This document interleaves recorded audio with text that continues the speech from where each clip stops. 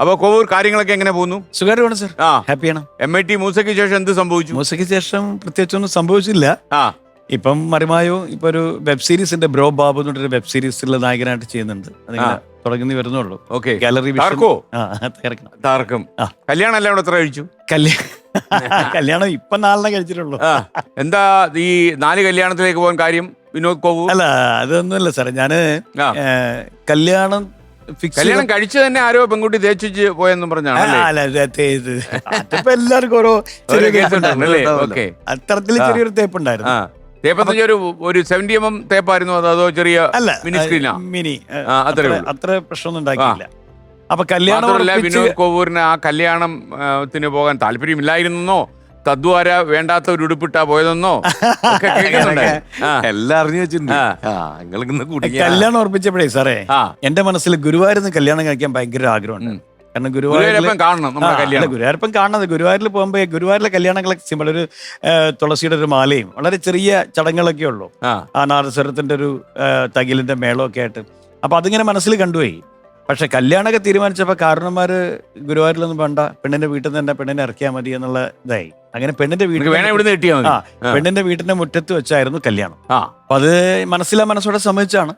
പിന്നെ വർഷങ്ങൾക്ക് ശേഷം ഞാനൊരു മൂകാംബിക പോയപ്പം അവിടുന്ന് ഒരു സ്വാമിജിയെ കണ്ടു. ആ സ്വാമിജിയോട് ഇങ്ങനെ ഒരുപാട് കമ്പനിയാൻ സംസാരിച്ചുകൊണ്ടിരിക്കുമ്പോൾ ഞാൻ അങ്ങനെ പറഞ്ഞു, എനിക്ക് ഗുരുവായൂരിൽ നിന്ന് കല്യാണം കഴിക്കാൻ ഭയങ്കര മോഹമായിരുന്നു, പക്ഷെ നടന്നില്ല സ്വാമിജി. അതിനെന്താ വിനോദേ, അതിപ്പോഴും ആവാലോ, ഗുരുവായൂരിൽ 1500 രൂപ അടച്ചാൽ എപ്പോൾ വേണമെങ്കിലും കല്യാണം കഴിക്കാലോ എന്ന്. ആ അറിവ് എനിക്കില്ലായിരുന്നു. ആ അറിവ് കിട്ടിയപ്പം സത്യമാണോ? അതെ, 2 ഭാഗത്തും ഓരോ സാക്ഷിമാരുണ്ടായാൽ മതി എന്ന് പറഞ്ഞു. ഞാൻ വീട്ടിലെത്തിയ ഉടനെ എൻ്റെ വിവാഹ ഡേറ്റ് തീരുമാനിച്ചു. അത് വിവാഹ വാർഷിക ദിവസം തന്നെ, ഒക്ടോബർ 20. അങ്ങനെ ചേട്ടന്മാരോടൊക്കെ പറഞ്ഞു, വൈഫിന്റെ ബന്ധുക്കളോടും പറഞ്ഞു. അങ്ങനെ ബന്ധുക്കളും എന്റെ കുറച്ച് സുഹൃത്തുക്കളെ വന്ന് ഗുരുവായൂർ വെച്ച് കല്യാണം. തീർന്നില്ലല്ലോ. കല്യാണം കഴിഞ്ഞപ്പം യൂട്യൂബിലൊക്കെ വന്ന ചില വാർത്തകൾ വിനോദ് കോവൂർ 2ാമതും കെട്ടി എന്നായിരുന്നു. ആരെ കെട്ടി എന്ന് പറയുന്നില്ല, സ്വന്തം ഭാര്യ തന്നെ കെട്ടിയെന്ന് അവർക്ക് പറയായിരുന്നു, അവർ പറഞ്ഞില്ല. അപ്പൊ ഒരുപാട് ദുരൂഹത ഉണ്ടായിരുന്നു. പിന്നെ അതിനുശേഷം ഞങ്ങള് രാമേശ്വരത്ത് പോയിരുന്നു, ഞാനും വൈഫും. രാമേശ്വരത്ത് പോയപ്പം തൊഴിലെടുക്കാൻ പോയതാണ്? അല്ല, രാമേശ്വരം ഒന്ന് തൊഴാൻ വേണ്ടി പോയതാണ്. അപ്പൊ അവിടെ ചെന്നപ്പോ മനസ്സിലായില്ലേ തൊഴില് ഷാബിക്കത് ആവശ്യമായിട്ട് വരും അല്ലേ? ഓക്കെ. അവിടെ ഒരു ദമ്പതി പൂജ എന്ന് പറഞ്ഞൊരു പൂജയുണ്ട്. ആ പൂജ കഴിക്കുമ്പോൾ ഓൾറെഡി കല്യാണം കഴിക്കണം നമ്മൾ. അപ്പൊ അവിടെ നമ്മൾ മാലയൊക്കെ വാങ്ങിച്ചു കെട്ടി, അവരും മേളങ്ങളും കാര്യങ്ങളൊക്കെ ആയിട്ട് അവിടെ നിന്നും കെട്ടി. അപ്പൊ 3ാമത്തെ ഘട്ടം. പിന്നെ നാലാമത്തത് മൂകാംബിക എന്നാണ്. മൂകാംബികയിൽ എപ്പോഴും പോവാറുണ്ട്. അപ്പൊ മൂകാംബിക ചെന്നപ്പോ അവിടുത്തെ സ്വാമിജിയായിട്ടുള്ള ബന്ധത്തിന് പേര് സ്വാമിജി വരുന്നത് നമുക്ക് ഇവിടെ നിന്ന് കല്യാണം കഴിച്ചേക്കാം. അങ്ങനെ 4 കല്യാണം. സ്വന്തം ഭാര്യനാണ് സാറേ, വേറെ ആരെയാണ്. അല്ല, എനിക്ക് തോന്നുന്നു ഇതിന് ഇടയ്ക്ക് ഒരു അബദ്ധം പറ്റി ഷാഫി. ഒരു പ്രശസ്ത ആർട്ടിസ്റ്റ് വീഡിയോയിൽ വന്ന് ലൈവിൽ പറയേണ്ടി വന്നു, ആ പ്രതി ഞാനല്ലെന്ന്. അപ്പൊ നാട്ടുകാരെ ഇദ്ദേഹം വിനോദ് കോവൂർ 2ാമത് കെട്ടി എന്ന് പറഞ്ഞ ആള് തിരിച്ചിട്ടുണ്ട്. അപ്പൊ സുരഭി വന്നിട്ട് ഞാൻ നാട്ടുകാരനല്ല അല്ലേ, നാട്ടുകാരിയല്ല എന്ന് പറഞ്ഞു. വിനോദേട്ടൻ കെട്ടിയത് വിനോദേട്ടന്റെ ഭാര്യ തന്നെയാണ്, എന്നെ അല്ല. അത് ഇനിയും കെട്ടാൻ സാധ്യതയുണ്ടെന്നും അല്ലേ, കർമ്മേകൾ ഓടി വരുന്നു എന്നൊക്കെ പറഞ്ഞു. ഷാബി എത്ര കെട്ടി? ഒറ്റൊന്ന്. പൂതിയുണ്ട്, ഇല്ലായിട്ടല്ല. പക്ഷെ ഈ പരിപാടി കഴിഞ്ഞപ്പോൾ വീട്ടിൽ പോയാല് ഈ പറഞ്ഞതിന് തന്നെ ചിലപ്പോ പ്രശ്നം ഉണ്ടാവാൻ സാധ്യത. ദിവസം പുറത്തിറങ്ങലുണ്ടാവില്ല. എന്നാലും കുഴപ്പമില്ല. ആ സമയത്ത് നമുക്ക് 2 പാട്ട് പാടാം. കുനിച്ചിർത്ത് ഇടിയുണ്ടോ? കുനിച്ചിർത്ത് ഇടിയുണ്ടോ? ഇല്ല. ഷാബി കല്യാണം കഴിക്കാൻ താല്പര്യമില്ലാതാണോ പെണ്ണ് കാണാൻ പോയത്?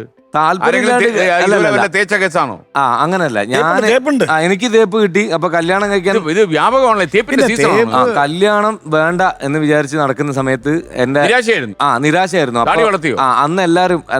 അന്ന് താടി വരണ്ടേ, മുത്താറിക്ക് വിത്തിട്ട പോലെ ഇവിടെ 4 വന്നാലായി. ഇത്രേ ഉള്ളൂ അല്ലേ? അപ്പൊ ഈ നിരാശ കാമുകൻ പോയിട്ട് ഞാൻ വല്ല ദേവദാസാവും എന്ന് വിചാരിച്ചിട്ടേ അന്ന് ഇവരൊരു പരിഹാരം കണ്ട. അന്ന് എല്ലാ വീട്ടുകാരും മിക്കവാറും ഇങ്ങനെ നടക്കുന്നവരെ പിടിച്ച് കെട്ടിച്ചാൽ എല്ലാം എത്തിനും പരിഹാരം കഴിച്ചു അവനെ നേരെയാക്കാം. അതെ, അത് നേരെയാക്കലല്ല, അത് പിന്നെ അങ്ങോട്ട് ആവല നമ്മള്. അപ്പോ അങ്ങനെ ഞാന് മാത്രല്ല ഷാഫി, നമ്മുടെ നാട്ടിൽ തെറ്റിദ്ധാരണയുണ്ട്, ഈ മാനസിക പ്രശ്നമുള്ള ആൾക്കാരെ പോലും പിടിച്ച് കെട്ടിച്ചളയും. ഒരു സൈക്കാട്രിസ്റ്റിനെ കാണിക്കേണ്ട മാറും എന്നുള്ള ഇപ്പോഴും ധാരണയുണ്ട്. അവനെ കല്യാണം കഴിച്ചു കഴിഞ്ഞാൽ അവൻ എല്ലാ അസുഖത്തിനും ചികിത്സയാവും. ഞാനന്ന് ഓട്ടോറിക്ഷ ഓടിച്ചോണ്ടിരിക്കുന്ന സമയം. അപ്പൊ ഞാൻ ഓടിക്കുന്ന ഓട്ടോറിക്ഷ തന്നെ മറ്റൊരാളും കൂടെ, ഞാൻ 2 ഷിഫ്റ്റ് ആയിട്ടുള്ള. നൈറ്റോ ഡേയോ? ഞാൻ നൈറ്റാണ് മിക്കവാറും. അപ്പൊ ഡേയിൽ ഓടിക്കാൻ. അപ്പൊ അദ്ദേഹം പറഞ്ഞു രാത്രി ഞാൻ നമ്മൾ 2ആളും കൂടെ പോയ കഥയൊക്കെ പറഞ്ഞു കൊടുക്കുക. അപ്പൊ ഇത് ഞാന് പിന്നെ പകല് ഉള്ള ആൾ എന്നോട് പറഞ്ഞ് എനിക്കൊരു പെണ്ണ് കാണാൻ പോകുന്നുണ്ട്, ഷാഫി ഒരു കാര്യം ചെയ്യണം, നീ എന്നെ എടുക്കണമെന്ന്. അങ്ങനെ പുള്ളി പോയി വന്ന് പിറ്റേന്ന് ഞാൻ പെണ്ണ് കണ്ട കഥയൊക്കെ ചോദിച്ചു, എന്തായെന്ന് വെച്ചപ്പോൾ പറഞ്ഞു അത് വഴിയൊന്നും ശരിയില്ല. ഞാൻ പറഞ്ഞു നിങ്ങൾ വഴി കച്ചവടാക്കാൻ പോയതല്ലല്ലോ, പെണ്ണ് കിട്ടാൻ പോയതല്ലേ, വഴി ശരിയില്ലാത്തതുകൊണ്ട് തിരിച്ചു വന്നാന്ന് പറഞ്ഞു. അപ്പൊ ഈ ടീം, പെണ്ണിന്റെ ടീം, ഇവര് എന്താണ് അഭിപ്രായം എന്ന് അറിയാൻ വേണ്ടിയിട്ട് വന്നപ്പോൾ എൻ്റെ കുടുംബക്കാരുടെ ചായക്കടയിൽ കയറി. അവിടെ എൻ്റെ ഉപ്പ ജോലി ചെയ്യുന്നുണ്ട്. അവിടെ നിന്ന് ഇങ്ങനെ അന്വേഷിക്കാൻ വന്നാണ് ഞങ്ങൾ. അപ്പോൾ അവർക്കത് വേണ്ടാന്ന് പറഞ്ഞു എന്നൊക്കെ പറഞ്ഞ് ഇറങ്ങുമ്പോൾ ബ്രോക്കറോട് പറഞ്ഞ് എന്നാ പിന്നെ എൻ്റെ മോൻ, അതായത് എൻ്റെ ഉപ്പാൻ്റെ പെങ്ങളെ മോൻ പറയാം, ഞങ്ങളെ മരുമോനുണ്ട്, നമുക്കൊന്ന് നോക്കാമെന്ന്. എന്നോട് പെട്ടെന്ന് പീടികയിലേക്ക് ചെല്ലാൻ പറഞ്ഞു. ഞാൻ ഓട്ടോറിക്ഷ എടുത്ത് അവിടെ ചെല്ലുന്നു.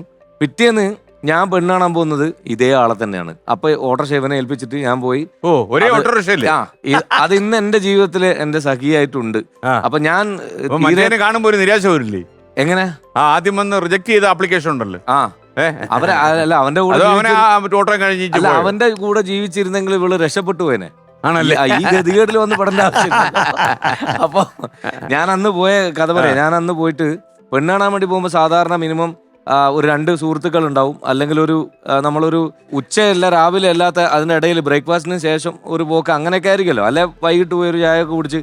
ഞാനിത് 6 മണിക്ക് മഗ്‌രിബ് ബാങ്ക് എന്ന് പറയുമ്പോൾ നമ്മൾ സന്ധ്യാനേരത്ത് ആ സമയത്ത് ഒറ്റയ്ക്ക് ഈ പിന്നെ ശ്രീലങ്കന്റെ മേപ്പൊക്കെ കാണുന്ന ഒരു ഹവായി ചെരുപ്പും എന്നെ ഇഷ്ടപ്പെടാതിരിക്കാൻ വേണ്ടി പഴയ പാൻറ്റും, പുതിയതുണ്ടായിട്ടല്ല എന്നാലും ആ പഴയ പാൻറ്റൊക്കെ ഇട്ട് അങ്ങനെ പോയി. അവിടെ ചെന്നപ്പം അവർ ചോദിക്കുക എവിടെയെന്ന്. ചെന്നിട്ട് ഇവിടെ ചേച്ചി വന്നിട്ട് അടുത്ത് എവിടെ കൊണ്ടുവന്നില്ലേ? അപ്പൊ ഞാൻ പറഞ്ഞു എന്ത്? അല്ല നിങ്ങൾ ഗൾഫിൽ നിന്ന് കൊടുത്തയച്ച പൈസയും കൊണ്ട് വന്നതല്ലേ, ഇവരെ ഭർത്താവ് അങ്ങോട്ട് ആരടുത്തോ പൈസ കൊടുത്തറിഞ്ഞില്ല, അതിന്റെ ആളാന്ന് വിചാരിച്ചു എന്നെ കണ്ടിട്ട്. ഞാൻ പറഞ്ഞു അല്ല ഞാൻ പെണ്ണാണാൻ വന്നാന്ന്. അത് പറയുന്നു. പിന്നെ ആ ചിത്രത്തിൽ ഫ്രണ്ടിൽ ഒരു പെണ്ണുങ്ങൾ പോലും ഇല്ല. കാരണം അച്ചടക്കം കാണിക്കണം.